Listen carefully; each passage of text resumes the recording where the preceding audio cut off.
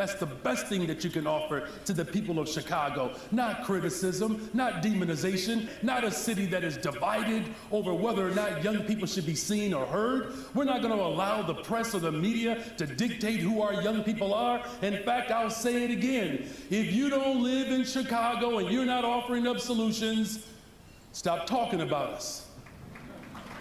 Now, you all know I'm sanctified. I really wanted to cuss there, but I was raised better. Okay, guys, so for today's story, we're going to be doing a little bit of a follow-ups from a video slash story we did about 3 months ago. If you missed that one, I'll pin it up here. But essentially, Chicago is going to hell in a handbasket. And even though Mayor Johnson there in the first clip that you saw reinforces in his speech that if you're not from Chicago, don't talk about Chicago. However, with the craziness that's happening, I don't see how I can't. Now, the story just came out. Store looted, 40 arrested, 3 guns seized as a teen trend overruns a South Loop. And basically, these are photos of a 7-Eleven that was basically ransacked by about, I don't know, 100 or so children, teens, kids. Here's the video for that.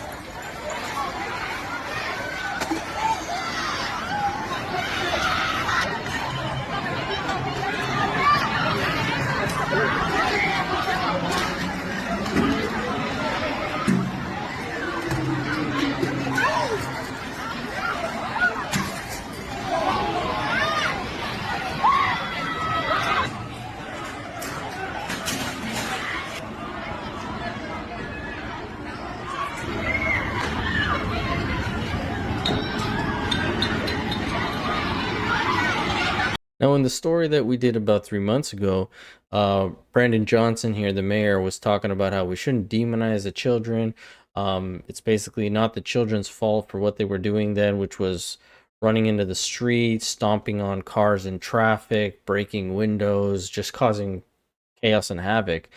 And it basically was about how they were underprivileged and they didn't have enough programs and this and that, and that's why these teens were acting out. Well, about a month ago, Mayor Johnson, Brandon Johnson, and partners provide updates on strategy to increase youth jobs. Now, this came out June 26th. As of tomorrow, it'll be August 1st. So this has been well over a month. It's been, up and running. And as you can see from the video I just posted, I don't think that this might be the case when it comes to these teens.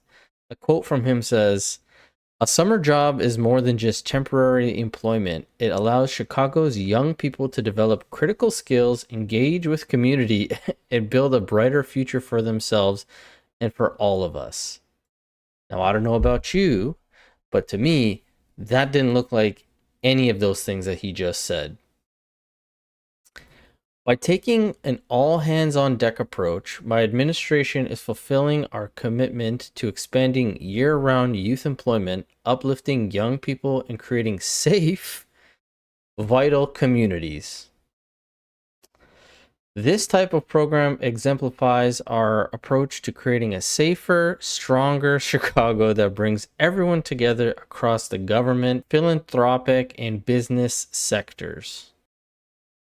Again, you check out this video and I don't know, do you see any of that kind of stuff?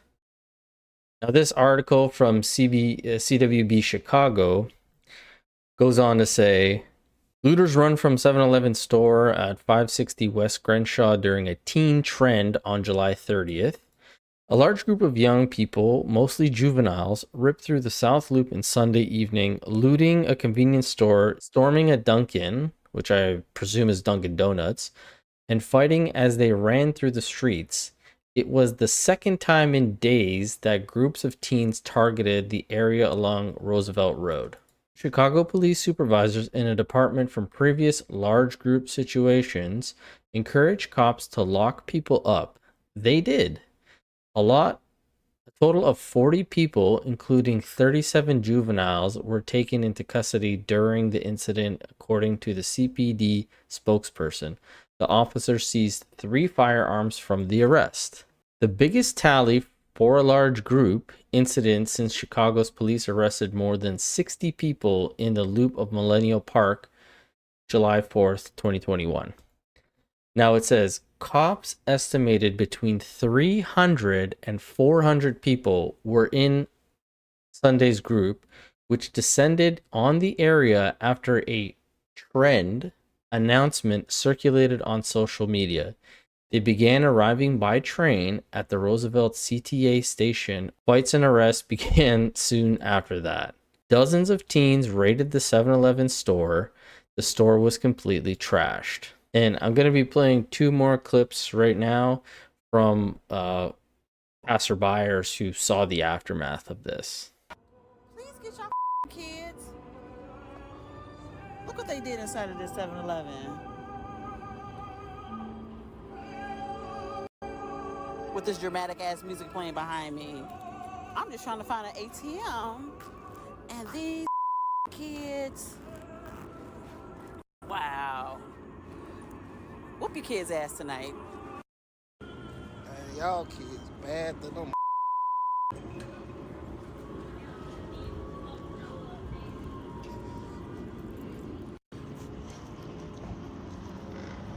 Fucked up 7-Eleven.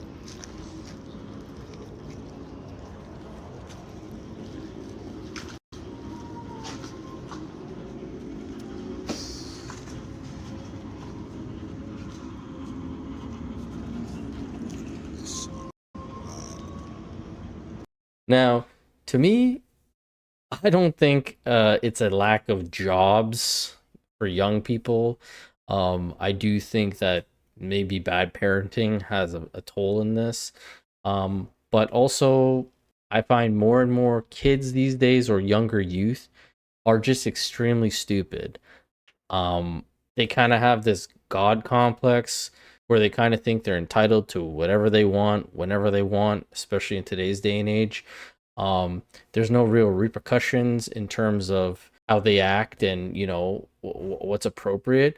Nobody should think that doing this to a 7-Eleven store, ransacking the place, throwing merchandise on top of the 7-Eleven where the gas pumps are, taking a fire extinguisher, you know, letting that loose.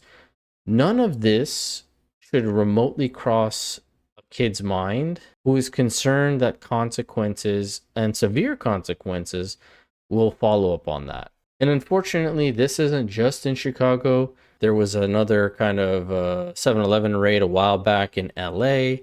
But it's not just in the public, you know, even on the streets where they're smashing in cars, like I said, or setting stuff on fire. You have teenagers in schools. There was a teenager in Tennessee who pepper sprayed her teacher because he had taken her phone.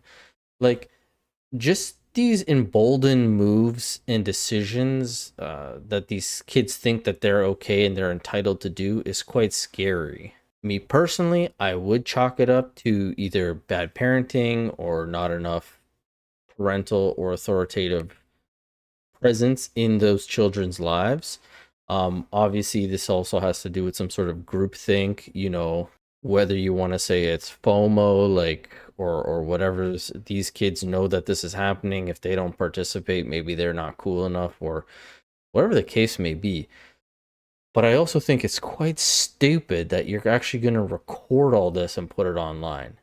Not to say that the cameras from 7-Eleven wouldn't have caught any of this, or some of the surrounding cameras in the area wouldn't have caught all this. But just to like be so emboldened and record it and not care that your face is caught and then that's been put out there, it's just crazy to me. But hopefully I'm wrong, and hopefully Brandon Johnson's youth jobs start to make a big spin on this, because this can't be the way society starts running, and this can't be how Chicago just continues to fall. But we just really shouldn't have juveniles or teenagers or kids like this feeling like they're so empowered that they get to do this and not worry, because obviously the police force that was there is not able to corral 300-400 children, especially ones that are coming from trains or coming out of the city or from other parts, and deciding to flash mob essentially this poor 7-Eleven and just ransack the place. But as always, love to hear from you guys, and love to hear some of your takes in the comment section below, and I will catch you guys on the next one. Thanks so much. If you like that content, don't forget to check out some of the others, and as always, hit the subscribe button to stay up to date. Thanks so much.